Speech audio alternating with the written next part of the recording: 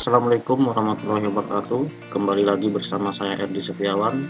Pada kesempatan sebelumnya kita sudah belajar bagaimana cara instalasi Delphi di Windows 10. Pada kesempatan kali ini saya akan mencoba membuat sebuah aplikasi sederhana menggunakan Delphi 7. Adapun aplikasi yang saya mau buat adalah aplikasi mengenai pengelolaan data siswa. Tanpa berlama-lama lagi, kita langsung saja coba membuat aplikasinya.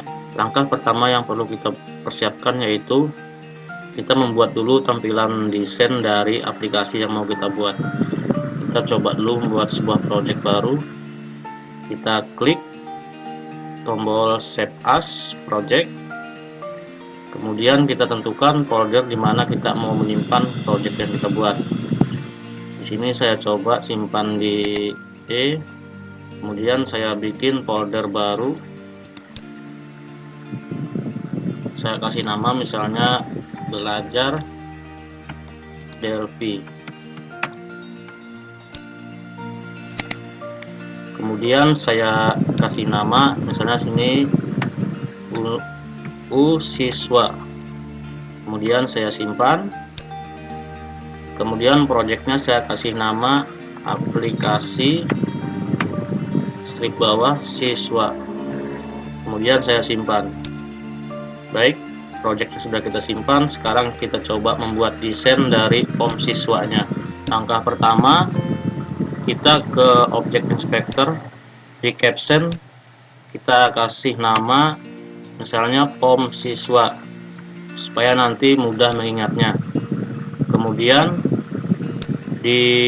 masih di Object Inspector, kita scroll ke bawah di name, kita kasih nama misalnya app siswa. App siswa ini artinya form siswa. Kemudian kita klik di sini. Setelah semuanya sudah kita buat, sekarang kita coba ngedesain tampilan interface dari form siswa ini. Pertama kita ke standar ini, kemudian di label kita klik di sini, kita kasih nama, kita coba cari di Object Inspector caption, di label 1 ini kita kasih nama misalnya aplikasi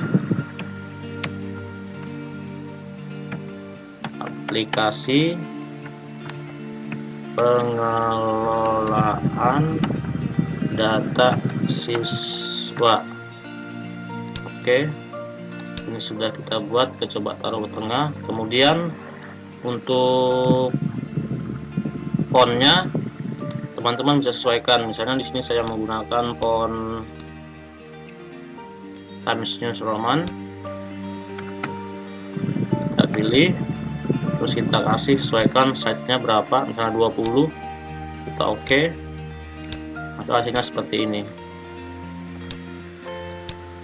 Misalnya mau ditambah lagi, ini kita tinggal copy paste, kita Ctrl C, Ctrl V, kita tarik ke bawah, kita ke Object Inspector, di caption ini kita ganti namanya menjadi misalnya SDN 1 Tuna Bangsa. Oke, kemudian ini kita tarik ke tengah. Kurang lebih hasilnya seperti ini. Coba kita running. Untuk runningnya kita klik run ini, atau bisa juga dari keyboard menggunakan F9. Coba kita running.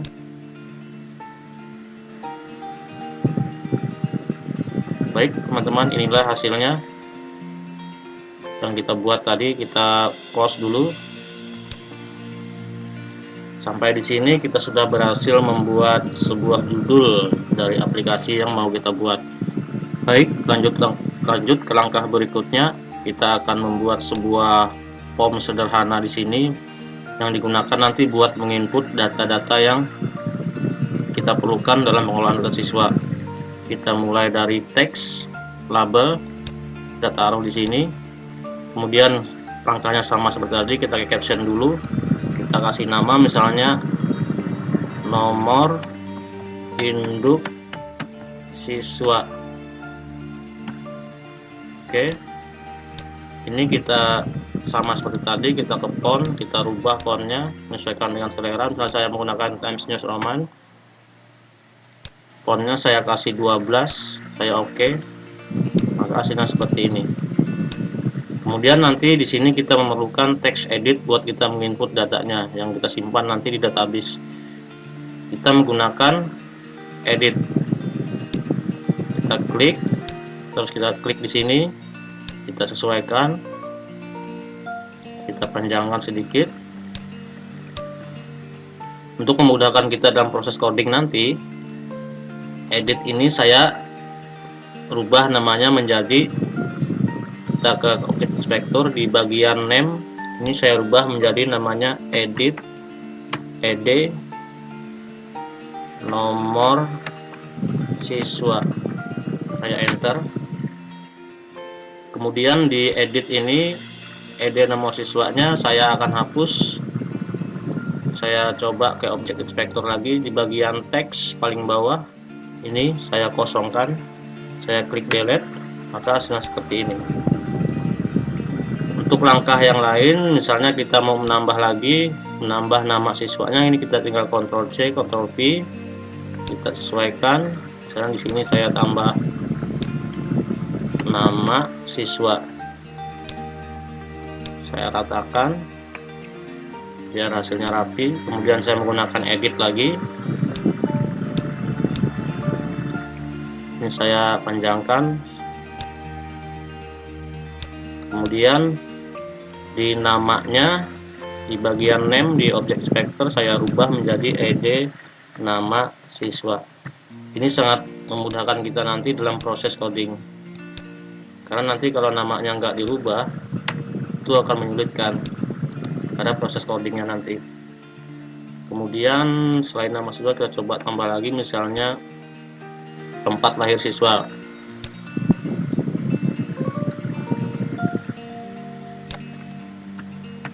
Tempat lahir, kita coba tempat lahir aja, nggak usah nama siswa. Oke, seperti ini. Kita pakai edit sama seperti langkah tadi, kita panjangkan, panjangnya sama. Kemudian editnya di bagian name kita rubah menjadi ed tempat lahir, kita kosongkan. Di bagian teks kita hapus. Kemudian kita coba lagi Ctrl C, Ctrl V, misalnya di sini tanggal lahir.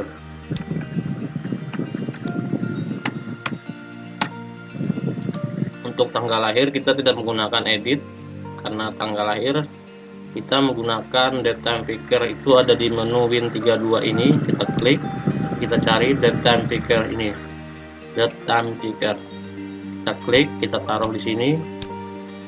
Kemudian kita sesuaikan panjangnya. Setelah itu kita coba tambah lagi jenis kelaminnya. Jenis kelamin kita hapus dulu captionnya, kita ganti jadi jenis kelamin. Untuk jenis kelamin kita menggunakan radio button, itu di standar sini kita pilih radio button. Sama seperti tadi, di captionnya kita ganti jadi laki-laki. Kemudian kita tambah lagi di sebelahnya, di caption kita ganti jadi perempuan. Kemudian di radio button laki-laki ini, di bagian name-nya kita rubah menjadi R laki, artinya radio buttonnya si laki-laki. Kemudian perempuan sama, kita rubah menjadi R perempuan.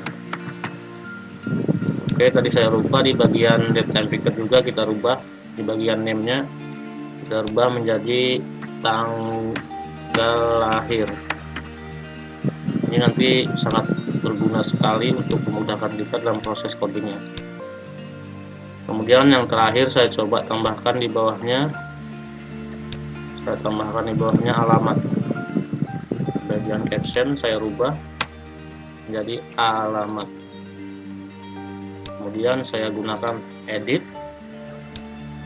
taruh di sini, saya panjangkan, kemudian saya kasih nama alamat. Ini saya hapus di bagian teks, langkahnya sama seperti tadi. Ya, sudah selesai.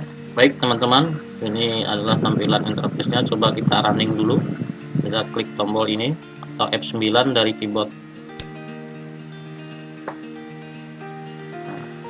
Ini adalah tampilan dari aplikasinya. Ini enggak tampilan awal dari interface-nya. Kita coba nanti nambahkan di bagian bawahnya ini tombol button berupa tambah, simpan, hapus, edit, dan delete. Kita keluar dulu.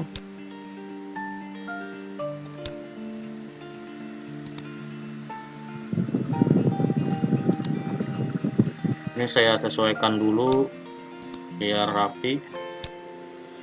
Kemudian ini saya kecilkan.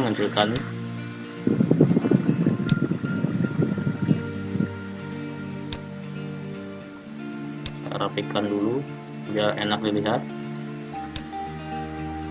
Oke, kurang lebih seperti itu.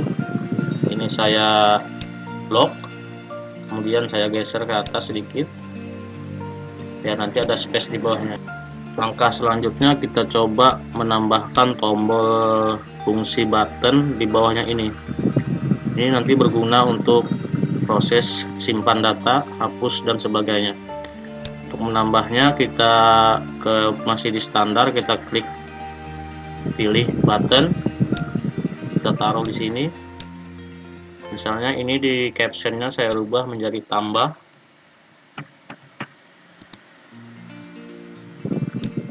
Masih di button ini, button 1, saya rubah namanya button 1 menjadi B tambah, artinya button tambah.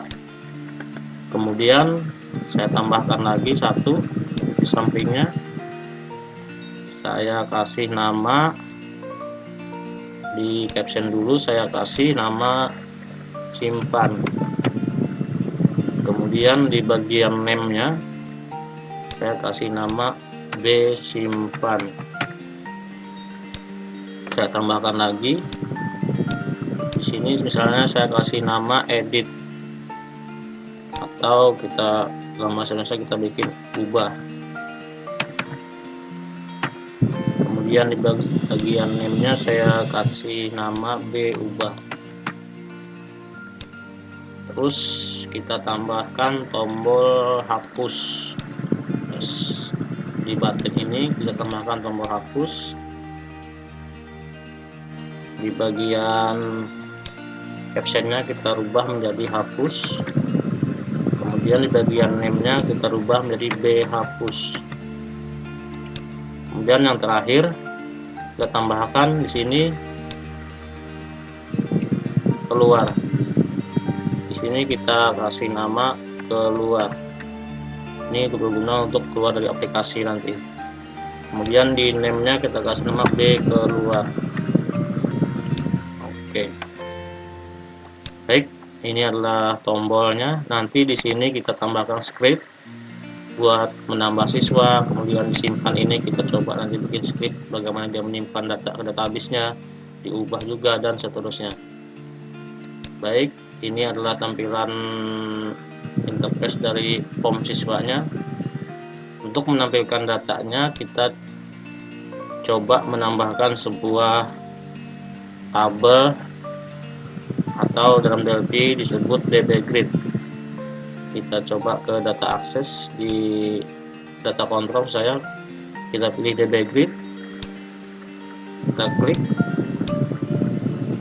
Jadi DB grid ini nanti berguna untuk menampilkan data yang kita input ke database, nanti tampilnya di sini di DB grid ini. Baik teman-teman, inilah tampilan awal dari form siswanya. Coba kita running dulu, kita melihat. Baik teman-teman, ini adalah tampilan aplikasinya. Nanti pada pertemuan berikutnya saya akan mencoba membuat form ini berfungsi dengan menambahkan script di bagian tombol-tombol ini. agar nanti datanya bisa kita simpan ke dalam database. Sekian tutorial dari saya mengenai pembuatan form siswa ini. Kalau teman-teman masih ada yang bingung atau yang ingin ditanyakan, silahkan tinggalkan kolom komentar di bawah. Sampai jumpa di pertemuan berikutnya. Assalamualaikum warahmatullahi wabarakatuh.